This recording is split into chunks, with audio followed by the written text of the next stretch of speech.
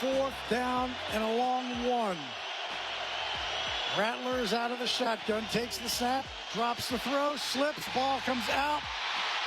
Ball is loose, Saints on top of it, but that will be it.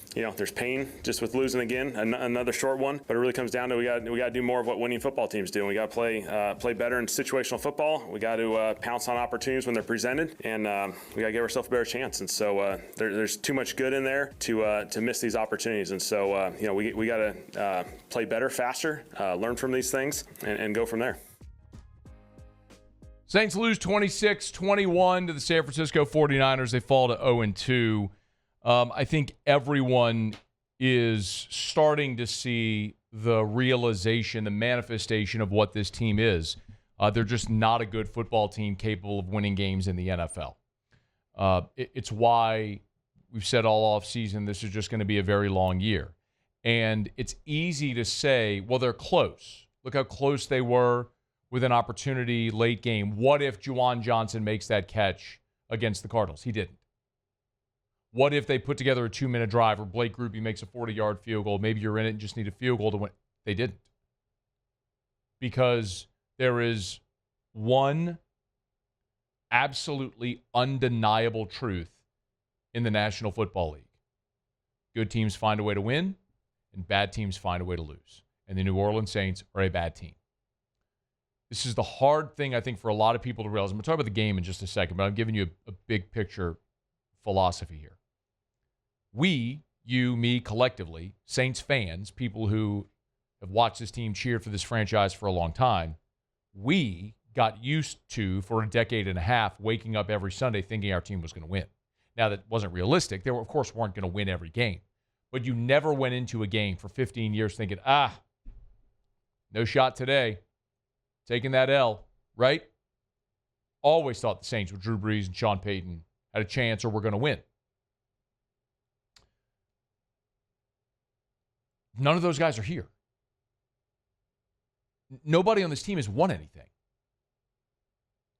You had some guys that were young in their career when the Saints went to the NFC Championship game in 2018. Kamara was a second-year player. Cam Jordan was a young veteran at that point. DeMario was on that team. That's it. I mean, look at the guys you're counting on now. They've never won anything. Spencer Rattler's never won anything. Carl Granderson's never won anything. Pete Werner, Kool-Aid McKinstry's a second-year player.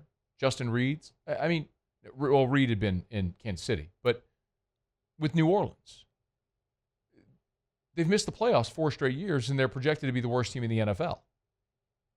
How much has your roster turned over in 5 years since the last time you made the playoffs? The point is, you and I see the Saints and think, oh, they should win. These guys have never won anything. You got a rookie head coach that hasn't won a game, didn't even win a game in the preseason. They tied one. I mean, the expectation of winning, the culture of winning doesn't exist within that locker room right now because they've never done it. And that's not to throw the baby out with the bathwater. I mean, there was some good.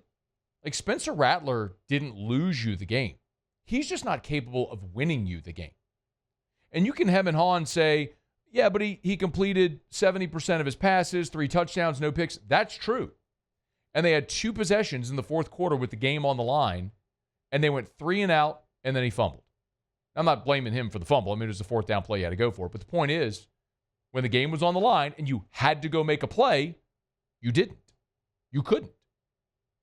Because this team, they're not winners. I did like a lot of what Spencer Rattler did. He protected the football, didn't turn it over. He made some really nice plays with his feet. You had unfortunately, an Eric McCoy penalty negated a Spencer Rattler run in the first quarter. But Rattler had a 3rd and 6 conversion in the second quarter right before Juwan Johnson's touchdown. Beautiful play where he kind of made a guy miss, got upfield. He converted on a 4th and 1 in the second half. Rattler did some really nice things in this game. I like that a week ago, we talked about this team needing to help out their quarterback and make some contested catches. Juwan Johnson at the end of the game, Olave on the left sideline at the end of the game. I mean, there were some plays that you would have loved to have seen. Devon Vele a week ago on the play where he drew a PI. Now he drew a PI, but make the catch. On Sunday, you saw contested catches. Juwan Johnson made a beautiful touchdown catch. Rashid Shaheed, the one-handed catch on the PI. When the Saints went down, ultimately, they missed a field goal on that drive. Way to go, Blake Grupe. We'll talk about him in a second. Devon Vele's touchdown catch was a beautiful contested catch. Olave had a contested catch. It was nice to see. Elevate your young quarterback. But the bottom line is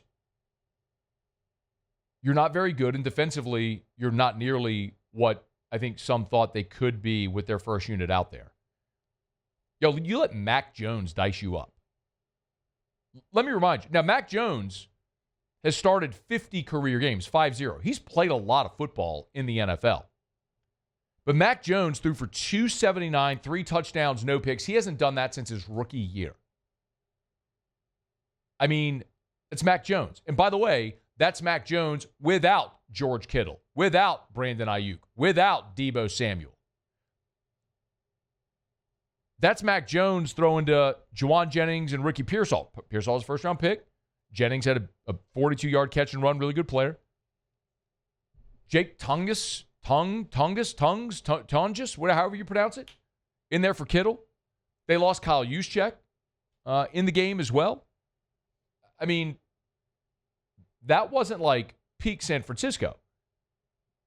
But the illustrative difference is you have a team that expects to win and a great offensive coach, maybe the best offensive/quarterback coach in the NFL, a guy that took a team to a Super Bowl with Brock Purdy and Jimmy G. He turned Brock Purdy, Mr. Irrelevant, into a $50 million a year quarterback. Like, that's the difference. You just saw on display, you know what the 49ers were on Sunday?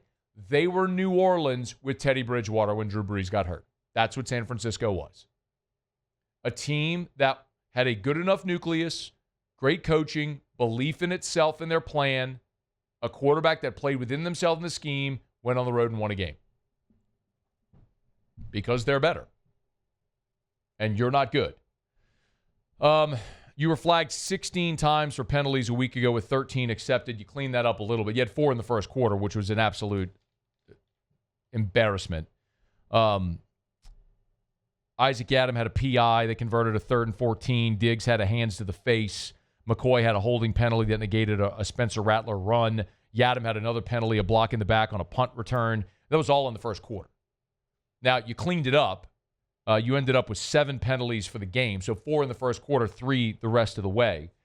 The Juwan Johnson touchdown was great, brought you within 9-7, but then you let them go on a 2-minute drive and score a touchdown with 7 seconds to play in the half. They had an opportunity to go back-to-back. Rumph forced the fumble at the start of the second half. Really nice play by Chris Rumph right there. And then you scored. You scored on Rashid Shaheed's touchdown to make it 16-14. They answered with a field goal to make it 19-14. They just kept extending.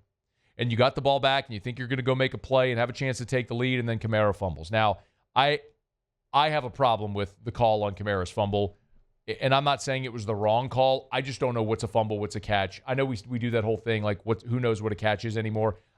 I don't. You can slow that thing down, frame by frame, and determine whether or not he had possession on his helmet, and then did he take a step. Like, real time, he's bobbling the ball, he pins it against his helmet, then he gets crushed, and the ball pops out. Like, I don't think that was a fumble. I don't think that was a catch. But what do I know? Changed the game.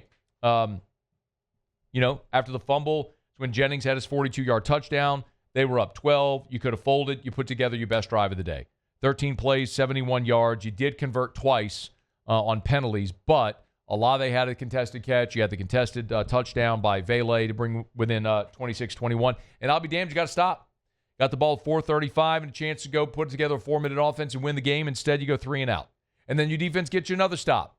And the offense gets the ball back and did whatever that was that they did. So, look, there was some good. There's just not enough good to win in the NFL. And it's not going to happen the next 2 weeks. You got to go to Seattle where you're an 8.5-point favorite here on the opening line. Then you got to go to Buffalo where you're going to get smoked. You'll have a chance to win home games against New England and the Giants. I do think that. And there's some wins. Like, you always play well against your division because you know them so well. There's a win or two out there in division games. You do get the Jets in New Orleans as well. So I'm not sitting here telling you this is going to be a winless team. It's just if you're expecting anything more than 4 or 5 wins scattered throughout the course of this schedule, you're fooling yourself. Get used to seeing more of this. I'm not trying to be a Debbie Downer. I'm just a realist. And I've told you I'm not going to sit here on Mondays and bemoan wins and losses because I'm not expecting anything from this team. What I want to see is growth. I want to see young players play well to prove whether or not they can actually be cornerstone pieces that can be starters in the NFL upon which you can build that foundation, upon which you can build an organization and a contender. And to be very honest, I'm not seeing a lot of that so far through 2 weeks. But it's a long season.